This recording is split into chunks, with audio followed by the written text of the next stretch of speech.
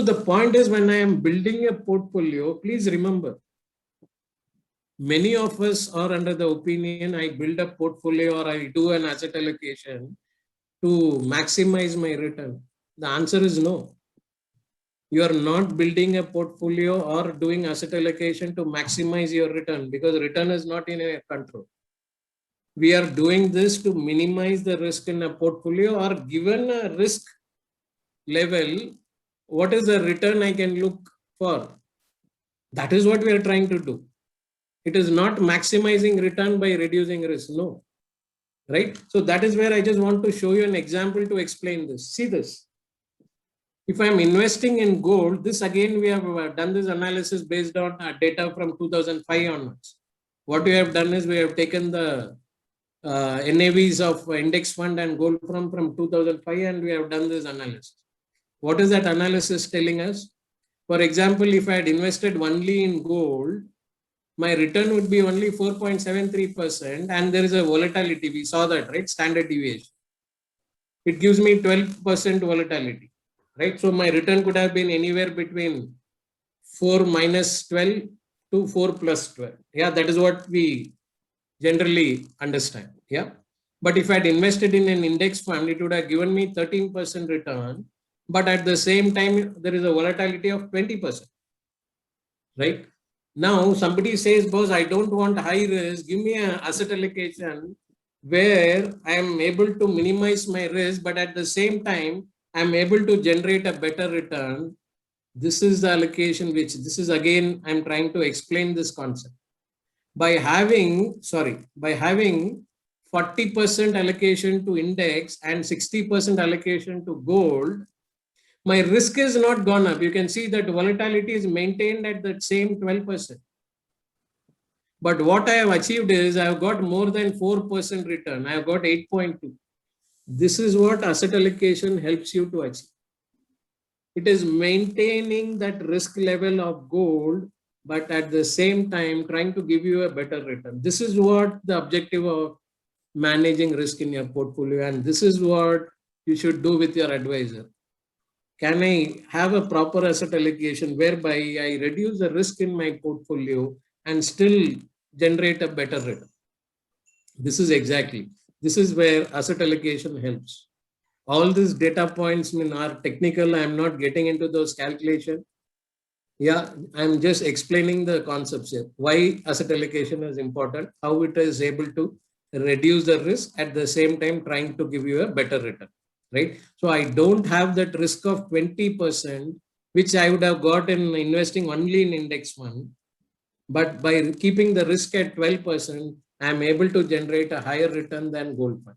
So basically what I'm saying is, instead of putting all your money in a particular asset class, by giving an allocation, you are not increasing the risk.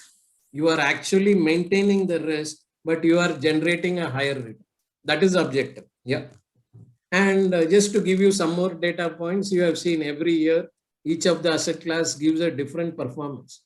Last year, gold gave extraordinary performance, but this year already it is down, right? So every year, each of the asset class will behave differently. That's where I said, though I have to look at the past performance, there is no guarantee on the future. I have to just, that's where I need to do asset allocation. Very important. So for me to decide or build this portfolio or arrive at that portfolio return, what is very important is your financial goal, your risk appetite, and how much money you have to save. If you are not able to save enough money, probably you have to reduce the amount. We'll see that. I'll show some interesting data points for that also. Right? So the point here is, so your portfolio return will depend on all these three factors. Right? How much? So that asset allocation is going to be dependent on it. Right? And then based on your risk appetite, you can be classified under any one of these 5 categories, which I'm sure Ramalingam sir will be doing it. So based on this category, you can decide what percentage of equity or debt or equivalent. See, I'm defining about the process here. Right? This is the process you should follow as an investor. Otherwise, what majority of us or most of us do is, we'll just go and put some money in some equity fund and leave it to God. Because this fund will do very well, let me look at that performance. That is a basic mistake we'll be doing. You are only depending on the performance of that fund. I should never do that. I have an important goal to achieve. So which means I have to have a proper portfolio. One or two funds in that portfolio will underperform. Let us be very clear. Let us be very clear. That will happen. So for me, what is important is as a portfolio, how it is doing. That is what I will monitor every year. For example, if you look at my own portfolio, my portfolio is generating today 9.6%. I'm happy with that. Why? Because 78% is in debt and 22% is in equity too. So I'll be only monitoring that. I will not be looking at in that, yes, my medium term plan has not done well. It has generated only 6.5%. But I'm not concerned because it is just a part of my portfolio. But overall, my portfolio is generating 9.5. That is what I'm worried about. If that goes to 6.5, I'll be worried. So long as that is giving me a decent 9 plus kind of return with just 22% of equity, I'm happy because now I'm closer to retirement, another probably close to 2 years. So I don't want a higher stake in equity. And generating a 9.5% is good enough for me, right? So that's the way I look at my portfolio. I will not deep dive into each of the schemes. Yes, probably whether it requires a replacement, I may take a call. But the point here is I will not be perturbed about this fund not doing well or that fund not doing well because it is bound to happen. It's bound to happen. Any point of time, was couple of funds will not do well. But if majority of your funds are doing well, and as a portfolio, if you are doing well, then I need not worry about it. So I should look at a portfolio level first. And once I am happy with the portfolio level, second is I will go down and see whether any of those schemes need a shift or not. That's all. That is how I need to build my portfolio and relook at the portfolio. So to summarize it, first identify what is the expected return. Based on that, decide your equity and debt. And finally, select those within the equity, how much to index fund, how much to large cap, how much to mid cap. And similarly in debt funds, liquid funds, short-term funds, right? I just want to share one experience here, which I also keep following myself. See, there will be times where when you need money, that fund may not be doing well. Say, for example, let's say there is a emergency requirement of 10 lakhs, right? I'm just giving an example. There is an emergency requirement of 10 lakhs. Now we had invested in a particular scheme. Now what will happen is when you want to withdraw 10 lakhs, you will see where to withdraw. The mistake what we'll do is first we'll go and withdraw the fund which is not performing very well. Never do that mistake. The fund might be really a good fund. Because of some reasons, it may not be performing well in that 1 or 2 years. And when you need money, if you go and withdraw from that fund, you might be satisfied internally saying that, boss, this fund is not doing well. Any case, I wanted money, let me pull out that money. No, don't do that. The first thing is I will understand whether this fund is really capable of doing. Why did I choose this fund in the beginning? Because of these factors, and none of these factors have changed. Probably one call about the sector or something has not gone well, and that's where this fund has not done well. So I'm not going to jump to that conclusion. But the more important point, what I'm trying to say here is there will be a period where because of the market conditions, you may not be in a position to withdraw that money from that fund, which means what? I should always have a plan B.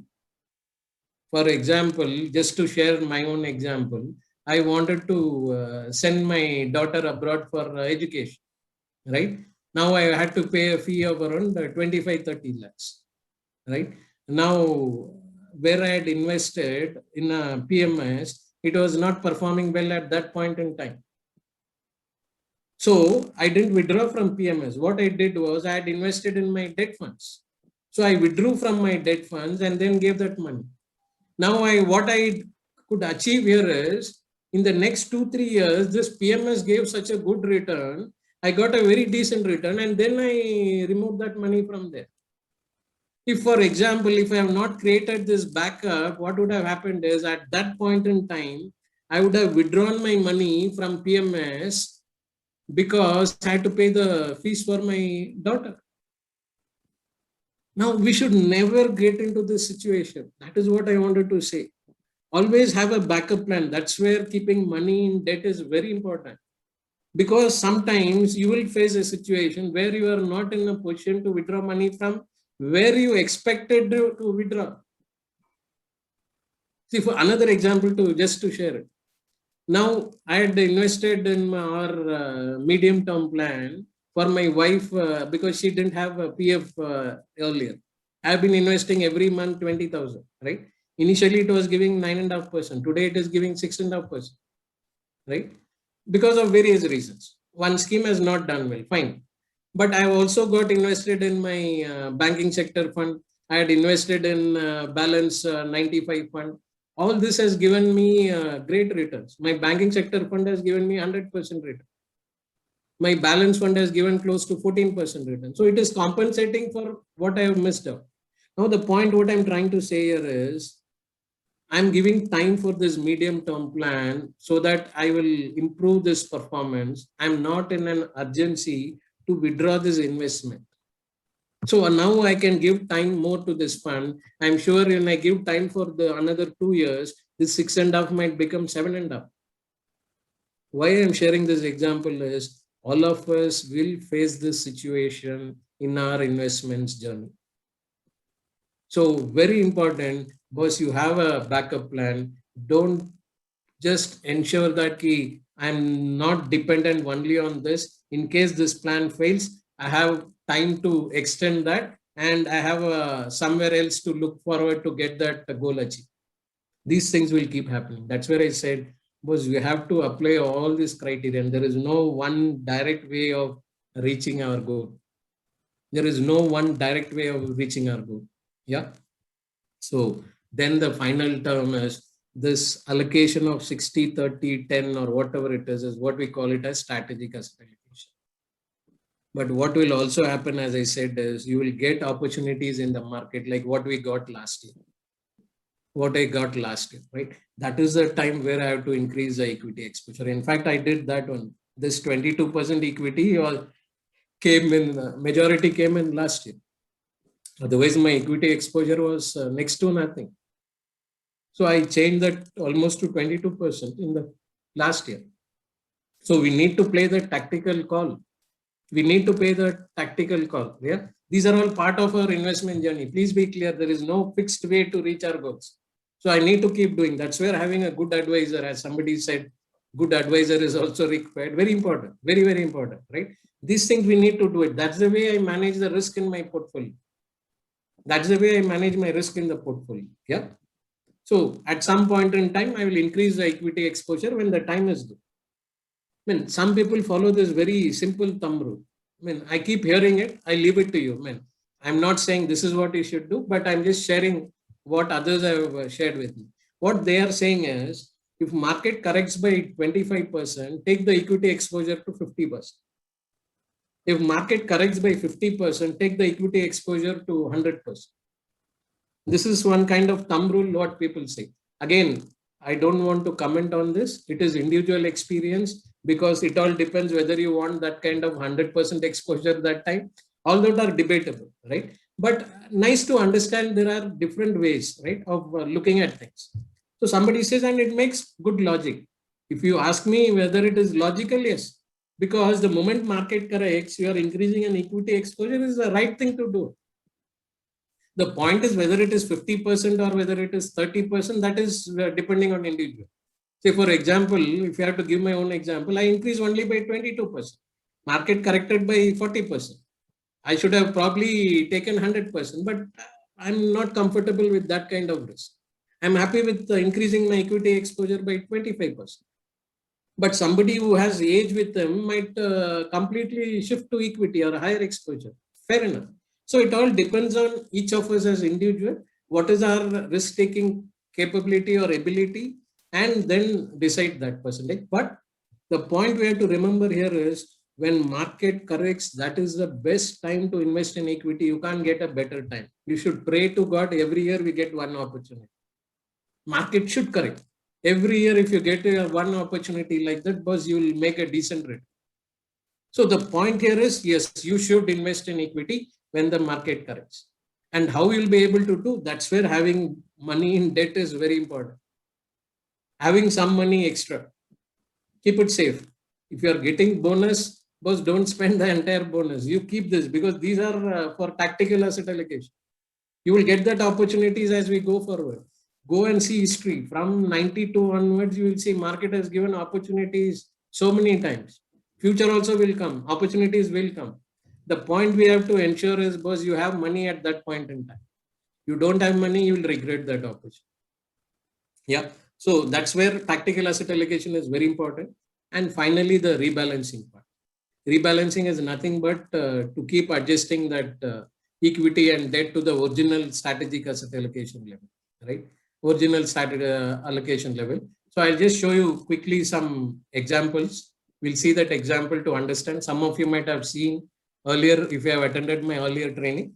If some of you are attending my training for the first time, probably it might be of some use to you. So I'll just stop here and then show you that example before we go further. Just give me a minute. So this is exactly what I wanted to show you. So here, if you look at this, you are investing 1,20,000 based on your risk appetite. You have done an allocation of 40/60. You have made a basic assumption of 7/12. So your portfolio should generate 10% return. Right? Now, what will happen is, based on this, you would have calculated, but this is what your final goal amount will be. Reality, what happens is, you will never get this 7%, 12% year on year. Yeah, this will change, as all of us I would have experienced. So I just want to show you one example. Let's say in the second year, you get minus 10% instead of plus 12%. Now what happens is, your entire portfolio goes for a toss. For example, it should have been 1,45,000. Instead, you are only 1,27,000, which means what? You are short by 17,424. This is exactly what we mean by rebalance. Now you are short by this much amount. Your equity is less than 60%. So you should bring that equity. This is what we mean by rebalance. Now there are, one simple way of doing it is, you just go and invest this amount. Whatever you are short, invest in that year. For example, if I go and change here, right? If I go and change here, my equity amount here, I just go and add this 17,424. Now what I do, I know I'm short by 17,424. I add this amount, 17,424. See this? Now I will reach my goal. This is exactly what is rebalancing all about. This is exactly what is rebalancing all about. Now, this is what you should keep doing year on year. Now, when I'm doing this year on year, what I should also take care is the tax aspect of it, right? Whether it is greater than 1 year, how much I will get. Debt means 3 years lock-in period. All I have to consider.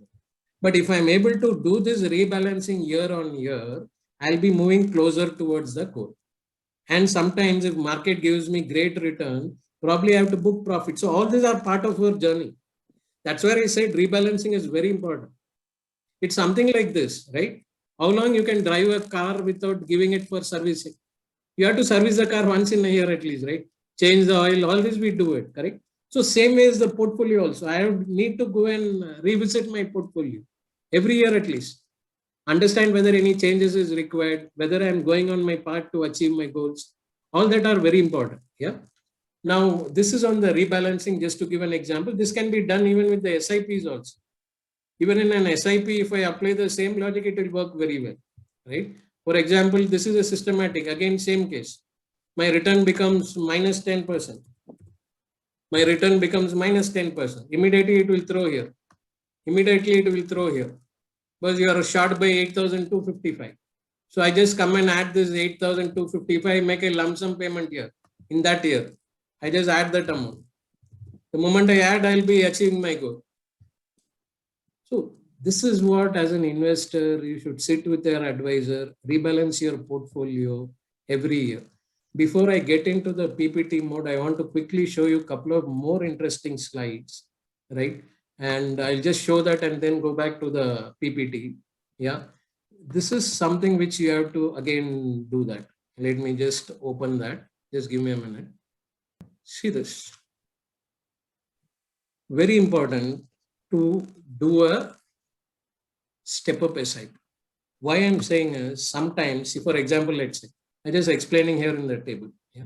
You're doing a 5,000 SIP, yeah, monthly SIP for a period of 10 years, let's say, and you are expecting a return of 10%. So when you do a step-up SIP of increase with 10%, you will be able to achieve your goal amount of 14,90,000. You'll be able to achieve a goal of 14,90,000. But if you are not doing a step-up SIP, you might have to do a monthly SIP of 7,397. People get afraid by looking at this amount. You will imagine if it is a 15,000 amount. You will be afraid. You will say, boss, I don't have that much money to invest. That is where I say, boss, step-up SIP is very good.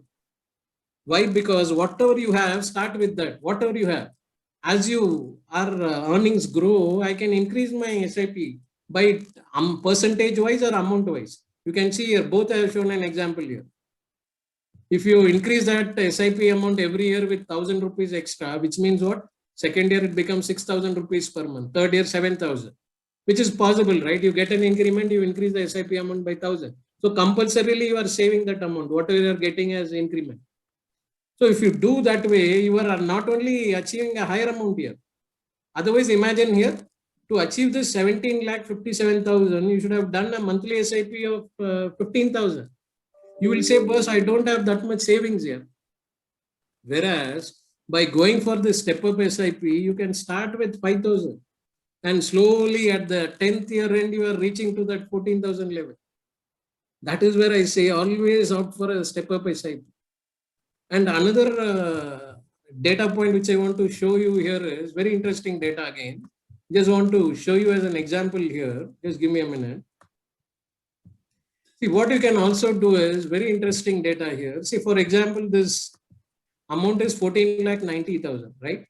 Some of you might say, boss, my goal is 25 lakhs. Here you tell me how much SIP I should do. How much SIP I should do. How much SIP I should start with. Very simple. I mean, once you get all this data, there are some ways of doing it. We can use this goal seek function. Now you see here, this 14,90,000 is what you would have got. Now what you want to make this 25 lakhs. You want to make this as 25 lakhs by changing what this SIP amount said. How much you should do SIP to achieve a goal of 25 lakhs?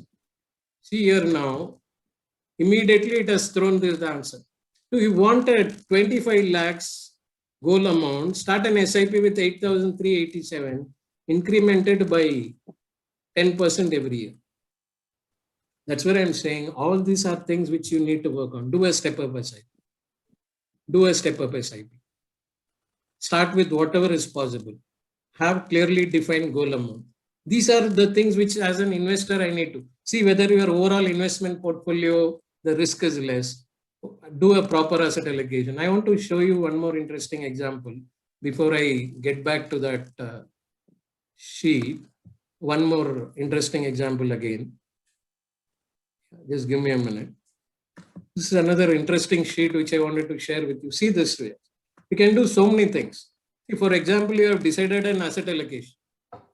I forgot to mention one point. Always remember 2 or 3 years before your goal, don't take risk. Shift that money, entire money to debt, right? This is exactly what I try to explain here. What I'm saying is you have a child's education goal, let's say, right?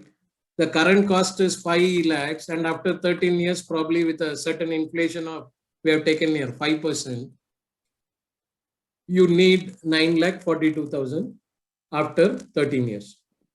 Now, what I'm saying is 3 years before shift the money to debt, right?